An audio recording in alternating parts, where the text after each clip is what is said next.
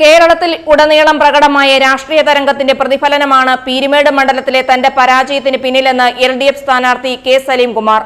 വോട്ടെണ്ണൽ പൂർത്തിയായതിന് പിന്നാലെ മാധ്യമങ്ങളോട് സംസാരിക്കുകയായിരുന്നു അദ്ദേഹം. തെരഞ്ഞെടുപ്പ് ഫലം അപ്രതീക്ഷിതമാണെങ്കിലും ജനവിധി മാനിക്കുന്നുവെന്ന് അദ്ദേഹം വ്യക്തമാക്കി. പരാജയത്തിന്റെ കാരണങ്ങളെക്കുറിച്ച് മുന്നണിയും പാർട്ടിയും വിശദമായ പരിശോധന നടത്തുമെന്നും അദ്ദേഹം കൂട്ടിച്ചേർത്തു. കേരളത്തിലെമ്പാടും ഉണ്ടായിട്ടുള്ള ഒരു തരംഗത്തിന്റെ ഭാഗമായിട്ട് വേണം പീരുമേട്ടിലെ ജനവിധിയെയും കാണേണ്ടതായിട്ടുള്ളത്. ജനവിധിയെ മാനിക്കുകയാണ്. ഇങ്ങനെ ഉണ്ടാകാനുണ്ടായ സാഹചര്യങ്ങളെ സംബന്ധിച്ച് മുന്നണിയും പാർട്ടിയും എല്ലാം പരിശോധന നടത്തുകയും അതിന്റെ അടിസ്ഥാനത്തിൽ അത് പരിശോധിച്ച് കൂടുതൽ ശക്തിയായിട്ട് പ്രവർത്തനങ്ങളുമായി മുന്നോട്ട് പോകാനാണ് തീരുമാനിക്കുന്നത്.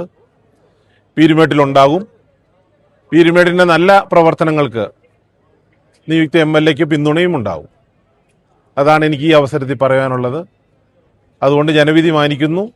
അതിന്റെ അടിസ്ഥാനത്തിൽ എനിക്ക് വോട്ട് ചെയ്ത എല്ലാ വോട്ടർമാർക്കും, വിശേഷിച്ച് പീരുമേട്ടിലെ എല്ലാ ജനങ്ങൾക്കും ഒന്നിച്ച് നന്ദി കൂടി. News bureau, Peermade.